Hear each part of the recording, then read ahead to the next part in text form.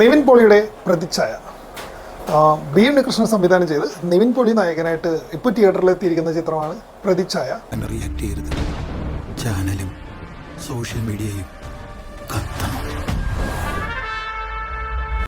ചിത്രത്തിന് പൊതുവെ ഞങ്ങൾ ഫസ്റ്റ് ഡേ തന്നെ കാണാറുള്ളവരാണ്. പക്ഷേ 2 ദിവസം കഴിഞ്ഞിട്ടാണ് ഈ ചിത്രത്തിൻ്റെ റിവ്യൂ വരുന്നത്. കാരണം വേറൊന്നുമല്ല, ചിത്രം കാണാൻ വൈകി. പൊതുവെ അത്ര നല്ല റെസ്പോൺസ് ഒന്നും കേൾക്കാത്തത് കൊണ്ടും നിവിൻ പോളിയുടെ ഇതിനു മുമ്പ് വന്ന ചിത്രങ്ങൾ സർവമായ ചേർത്തി കഴിഞ്ഞാൽ എല്ലാ ചിത്രങ്ങളും അത്യാവശ്യം ബോംബുകളായി മാറിയതുകൊണ്ടും ചിത്രത്തിന് പോകാൻ ഇത്തിരി മടിയുണ്ടായിരുന്നു. അതാണ് സത്യം. അത് ഞങ്ങളുടെ ഒരു കസിൻ ഇന്നലെ ഈ പടം കണ്ടിട്ട് ആൾക്ക് ഇഷ്ടപ്പെട്ടു എന്ന് പറഞ്ഞു. അപ്പം എന്താ പിന്നെ എന്തെങ്കിലും ആയിക്കോട്ടെ ഒന്ന് പോയി കണ്ടേക്കാം എന്ന് കരുതി പോയി കണ്ടാണ്.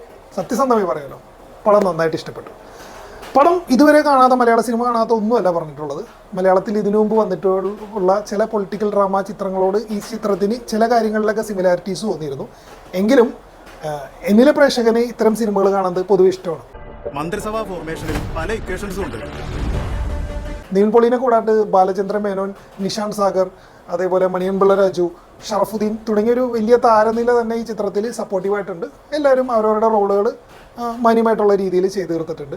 ബി ഉണ്ണികൃഷ്ണൻ ചിത്രമാണ് എന്നൊരു തോന്നൽ ഈ ചിത്രം കണ്ടപ്പോൾ ഉണ്ടായില്ല എന്നുള്ളത് മറ്റൊരു പ്രത്യേകതയാണ്. ബി ഉണ്ണികൃഷ്ണൻ്റെ ഒരു ഐഡൻറ്റിറ്റി എനിക്ക് അദ്ദേഹത്തിൻ്റെ ചിത്രങ്ങൾ കാണുമ്പോൾ തോന്നാറുണ്ട് എവിടെയെങ്കിലും. പക്ഷേ ഇതങ്ങനെയല്ല. ഇതൊരു വേറൊരു പാറ്റേണിൽ ചിത്രം എടുത്ത് വെച്ചേക്കണ പോലെ തോന്നി.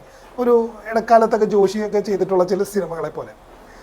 മലയാളത്തിൽ ഇതേപോലെ വന്നിട്ടുള്ള ഇപ്പോൾ സ്ഥലത്തെ പ്രധാന പിയൻസ്, ലയണൊക്കെ പോലത്തെ സിനിമകളോട് ഉപമിക്കാൻ പറ്റും എന്ന് ഞാൻ പറയുന്നില്ല. പക്ഷേ കൊടുക്കുന്ന കാശിന് വെറുത്താണ് ഈ ചിത്രം. നിവിൻ്റെ പെർഫോമൻസാണ് എനിക്ക് ഏറ്റവും ഹൈലൈറ്റ് ആയിട്ട് തോന്നിയത്. പിന്നെ അതിൽ അത്യാവശ്യം BGM അതെടുത്ത് പറയണം. BGM ആ ചിത്രത്തിൻ്റെ ലൈഫാണ്. നല്ല രീതിയിൽ ആ BGM കാര്യങ്ങളൊക്കെ വന്നിട്ടുണ്ട്. അശ്വിൻ കോക്ക് ഉൾപ്പെടെയുള്ള പ്രമുഖ നിരൂപകർ പലരും ചിത്രത്തിന് വളരെ നെഗറ്റീവായിട്ടുള്ള റിവ്യൂ ആണ് പറഞ്ഞത്. പക്ഷേ ഞാൻ പറയുന്നു ഇതൊരു വൺ ടൈം വണ്ടറൊന്നുമാണെന്ന് സണ്ണി തോട്ട്സ് പറയുന്നില്ല. പക്ഷേ കൊടുക്കുന്ന കാശ് ഒരു 100 രൂപ 150 രൂപ കൊടുത്താൽ അതിനുള്ള വെറുത്ത് ആ ചിത്രത്തിലുണ്ട്. അത്യാവശ്യം സീരിയസ് ടോണിൽ പോകുന്ന സിനിമയാണ്. പിന്നെ ഒരു 2-2.5 മണിക്കൂറുള്ളൂ. പറയാനുള്ള കാര്യം ആ 2.5 മണിക്കൂറിൽ നീറ്റായിട്ട് പറഞ്ഞ് തീർക്കുന്നുമുണ്ട്.